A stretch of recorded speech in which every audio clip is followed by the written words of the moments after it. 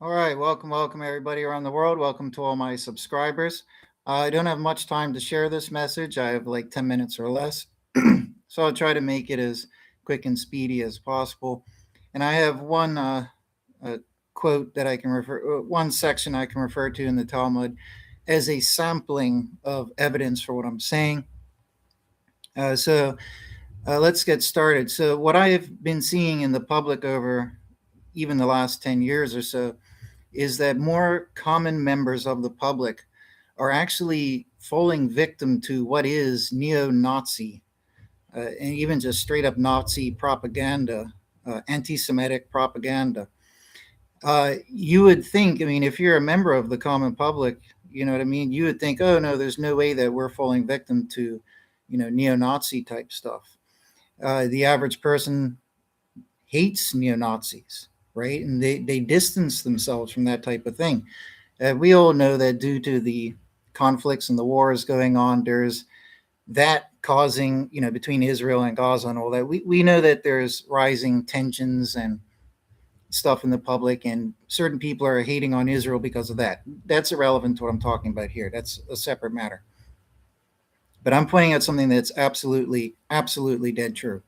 So I'm here to help educate the members of the public so that they don't fall victim to this Nazi propaganda. They don't realize that what they're believing and perpetuating is Nazi propaganda about the Talmud. Now, going back in my own life 10 years ago and when I was younger, I heard from different places in the internet certain demonizations of the Talmud and various other things. It took me a number of years doing further research to finally, unfortunately, to finally discover that unfortunately I had been misled by what was neo-Nazi propaganda. But that's not just me, everybody else is. Okay. Now, this propaganda isn't just found on neo-Nazi type sites.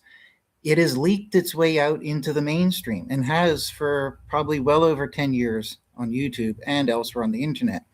And a lot of people are reading this material and not knowing that it's actually from neo-Nazi sources. Okay, that's the danger here. Now, the and I no longer believe. Once I educated myself and learned the absolute truth, I learned that okay, no, these sources are. For example, I didn't know that certain websites were, neo-Nazi. Um, One or two websites I had found many years ago, well over 10 years ago. Just doing research, I came across these sites, and at first I didn't know that they were. It was only after I, read more and discovered more on the sites that I realized, oh wait, no, this is that. So I distanced myself. But it has become a common theme in the public that the Talmud is very evil, that the Talmud contains atrocious things. They claim that basically what it does is it portrays Judaism as being extremely evil and corrupt, and accuses Judaism of possessing the Talmud and having laws that permit atrocious acts, such as things I don't even want to mention, sleeping with animals, um, other things I don't want to mention, okay? Very atrocious things. And another thing that goes in hand with that is this common idea that in Judaism, because what these people believe the Talmud says, they say that Judaism hates everybody who's not Jewish. They call them goyim, which they say means cattle. This is what the accusers say. All of this has been this type of stuff has been floating around. This demonization of the Talmud, a misrepresentation. It's truly propaganda. It's truly lies. Absolutely, truly is lies. I once fell for it when I was much younger, but I learned from my research. The problem is that everybody else out there in the public is not doing the research. They're, for whatever reason, because of society's influence, they're becoming inclined towards what is anti-Semitism, um, based on demonization of the and misrepresentation of the Talmud. So I'm here to set the record straight. Now, I was in a conversation with some friends of mine the other day online, and really great people, nice people, smart people, nothing bad about them. And during our conversation about various topics, they happened to bring up one person in particular, just randomly posted this comment, a quote from the Talmud, or they brought up a link to this Talmud website where you could read portions of the Talmud. Now, the section they brought up was section 55a, and the paragraph that was on the screen. So everybody who was in the talk, we went and looked at it, and it talks about sleeping with animals, right? And I I immediately knew the problem here, right? But I wanted to hear what my friend said. So the person who posted the link said, "Isn't I'm not quoting him, but isn't this disgusting? Like, look at what these people believe. How could you even think like this?" And my other friend, basically chimed in and agreed, that people believe all sorts of crazy things, and that's why there's so much evil in the world. And normally I try to reserve my own religious opinions to myself when I'm in, talks with other people, and I try to respect other people's beliefs. But in this case here, the other night, I just couldn't keep my mouth quiet because right there on the screen, in the paragraphs that they had showed, was evidence against what they were saying. So, these are, friends of mine, and it's just an example, an illustration of how the common public has fallen victim to neo-Nazi propaganda. And I have the section here. I'm going to bleep out the certain atrocious deeds that are being spoken about. But as I tried to explain to them, I said, in this 55A, just as an example, uh, you think it's about laws that are prescribing, how you can commit sleeping with an animal and other terrible, atrocious, unnameable acts. That's unfortunately what the average person thinks when they hear about it, when they're told about it. This is the propaganda. And when they go in and pull open the Talmud and go to the section, for example, 55a, and they read the paragraph there, if they're not paying attention to what it actually says, right, which unfortunately most people do, they're not very thorough when they do their study or research. But if you just read what is there and you ignore what's actually there, because it disproves what they're saying right in that paragraph. And if you don't read what's above and what leads into that paragraph, and if you don't understand what it's actually talking about, like why is the Talmud having a chapter talking about people sleeping with animals, right? And laws about sleeping with animals. Why? They don't understand this. The average person doesn't. They hear about it. They hear about, oh, how bad Judaism is and how evil their beliefs are and how evil the Talmud is. And they go look it up, like I just said, and they see this paragraph and just taking it, I'm sorry to say, but in a lazy approach, they're not even reading what's on the screen. So, and to prove my point, I'll pull up 55a, right? And this wasn't just my friends who used this as an example. This is a commonly cited example of propaganda, okay? But it's something that a lot of people are falling victim to in the public, and it's leading to a rise in antisemitism. Now, if you believe that Judaism does have laws about how you can sleep with animals and other atrocious deeds, then of course you would think that Judaism is evil. But the reality is the Talmud does not say these things. So your opinion that Judaism and the Talmud is evil is invalid. That's the reality. Okay, so if we go to Sanhedrin 55a, it says, and it starts off mid-paragraph. It says, or one who engages in intercourse with an animal, whether in typical manner or in atypical manner, i.e. bleep in course. And similarly, a woman who engages in intercourse with an animal, whether in a typical manner or in a atypical manner, is liable. The Baraita sets the minimum age for the passive male at 9 years and 1 day. So, I could go on, but that's all I need to read. So, what it appears to be for the average person looking at this, it appears to be a law about how people can sleep with animals, right? And of course, you would think this is atrocious. It's evil. But what people aren't doing is they're not reading what it says. What it said right there in that paragraph, it says is liable. Okay? This is because these are not laws about how you can do these things and how it's okay to do these things. These are actually laws that are the opposite. They are laws of what punishment you get for doing these things. This is what I tried to explain to my friends, right? And in the very paragraph, and this is just one example, any other example similarly, where people used to say, hey, look at how bad and evil Judaism is, look at what the Talmud says, in every single case, it is their misconception because they don't understand that these are actually laws forbidding these things. Okay, they go and they read certain verses out of context without reading the rest of the chapter, without even knowing what this is about. They've been inclined to believe what is a neo-Nazi stigma, okay, about anti-Semitic stigma, but they don't realize that they've been deluded like this, right? But 55A is an example. Yes, it says those things. It's a law, and it talks about people sleeping with animals, but it says right there is liable. Is liable for what? If you go and scroll up to the paragraphs before that, what you can see is as follows. Okay. Um, if we go up to 54B, right, which is what leads into 55A, and I don't have time to read this whole chapter out here, right? But this proves my point. 54B says, we have learned the punishment for bleep intercourse, but from where is the prohibition derived? The verse states, and you shall not lie with a male as with a woman. It is an abomination. Leviticus 18:22, right? I'm just going to breeze through 54B really quickly. I'm not going to read it all because we'll be here for a while, right? But these verses, these chapters are about explaining by law how it is forbidden to do these things.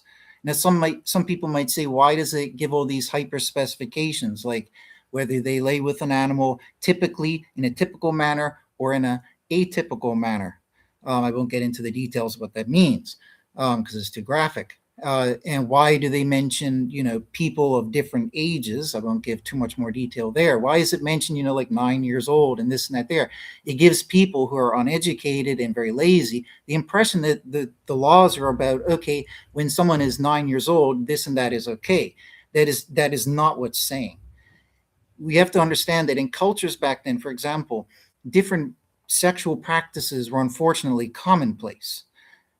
What many would find atrocious nowadays, but they were commonplace in a lot of cultures. Judaism stood apart from most of the rest of the world because they forbid these things by law, whereas other religions and cultures encouraged or commanded certain atrocious type of sexual deeds. Judaism forbid these things. It's in the law, okay?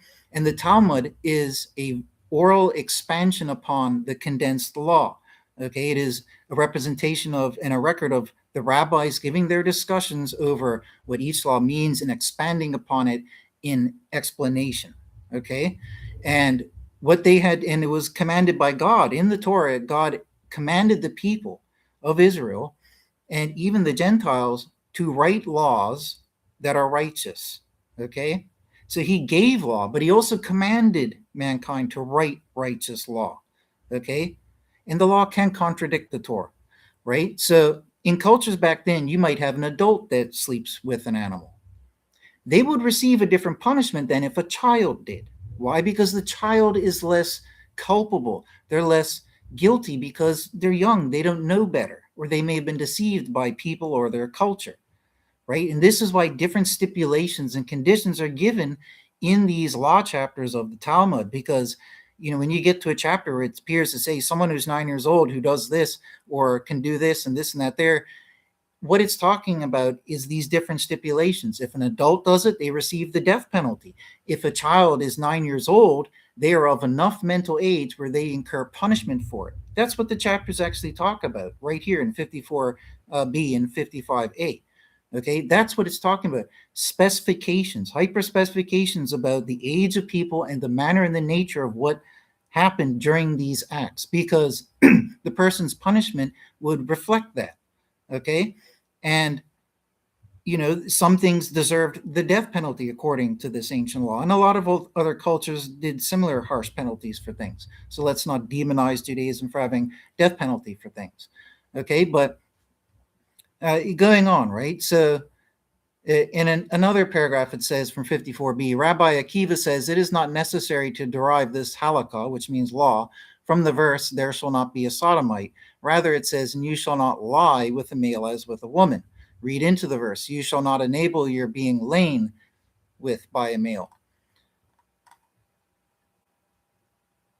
The Gemara asks, from where do we derive that one who engages in intercourse with an animal is liable to receive capital punishment?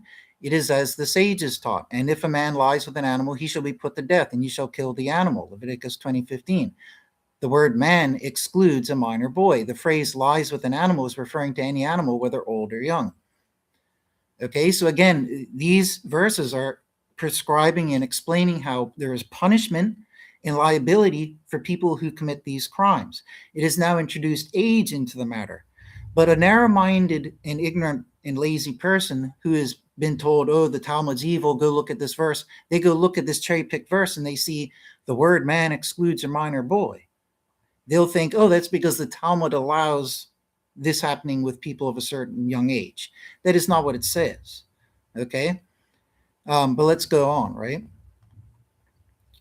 It says the phrase shall be put to death refers to execution by stoning. Do you say that they are executed by stoning, or is it rather by one of all the other types of death penalty that are stated in the Torah? It is stated here that you shall kill, and it is stated there with regard to an inciter, but you shall kill him, and you shall stone him with stones, and he shall die, from Deuteronomy 13:10-11. Just as there, the verse states that an inciter, meaning one who causes one to do these sins, is executed by stoning. So to here, one who engages in bestiality is executed by stoning. So, this is as concrete again. Like I said, these chapters are actually forbidding these atrocious acts. These are not laws about how you can do them. Okay? And then it says, some of these are quite graphic. I don't need to read that one. But again, in this other paragraph, we have therefore learned the punishment for both one who engages in bestiality actively and one who engages in bestiality passively. But from where is the prohibition derived? The verse states, and you shall not lie with any animal to defile yourself with it. Leviticus 18:23.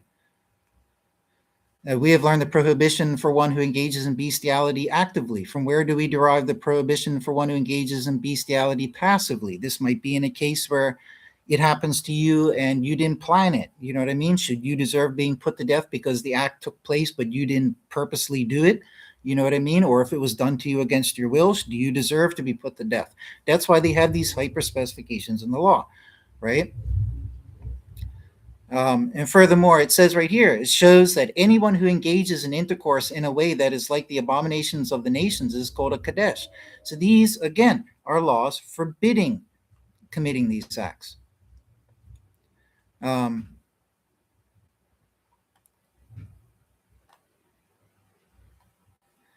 Another example, lower down in 54b, Rabbi Abahu says, according to the statement of Rabbi Yishmael, he is liable for transgressing two different prohibitions. One is derived from the verse, you shall not lie, and the other one is derived from the verse, there shall not be a sodomite, which includes one who engages in bleep intercourse passively. But according to the statement of Rabbi Akiva, he is liable for only one prohibition, as the prohibitions of you shall not lie and you shall not enable your being lain with are in one statement in the verse.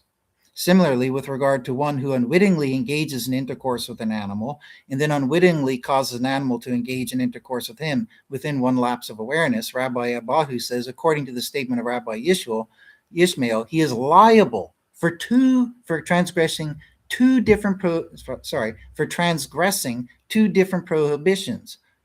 So again, the more and more you read, these are literally chapters about how you shouldn't do these things. Okay? And it even hyper specifies here, and you shall not enable your being lain with. Because you shouldn't even put yourself in a position where you might become subject to this type of thing. You should remove yourself from situations where these atrocious type of things could occur. And again, remember, in nowadays culture, this is crazy, but in ancient culture, a lot of different peoples, the pagans and all that, they would copulate with animals. Okay, some cultures today still do it. Okay, so I mean, the more you read, it just reinforces and repeats like what I said, right? And the only reason, like I said, that ages of people are mentioned in these verses is because it's giving the specifications. Where is it? For example, this age is taught, it says here in 54b, with regard to intercourse with a bleep, the Torah does not deem a younger boy to be like an older boy. Now, is this for any sick, gross, or immoral reason? No. It's because a child doesn't have an adult mind. They cannot be held as liable and guilty for doing something, even if that thing was atrocious. That is why they have these specifications in the text. But if you cherry pick things and look at it at face value without reading the rest of it, without any common sense or due diligence, then you might assume the worst, which unfortunately many people are. Okay?